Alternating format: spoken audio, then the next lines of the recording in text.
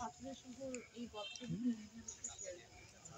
তখন তো আসলে গল্পটা খুবই ছোটখাটো একটা আকারে ছিল।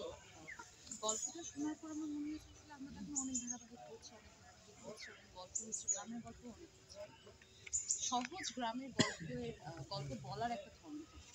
যে ধরনটা যখন আমি স্ক্রিপ্টটা করেছি, এখানে আসলে পুরো ক্রেডিটটাই প্রথম থেকে দিতে হবে। থ্যাংক ইউ সো মাচ ভাইয়া, এত সুন্দর একটা স্ক্রিপ্টের জন্য।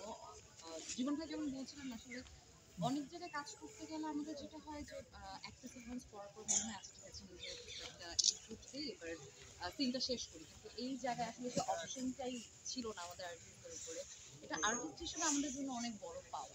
যতক্ষণ না পর্যন্ত স্ক্রিপ্টটা স্ট্রং হবে ততক্ষণ পর্যন্ত আসলে আমি আমার 110% দিতে পারবো না অন স্ক্রিন।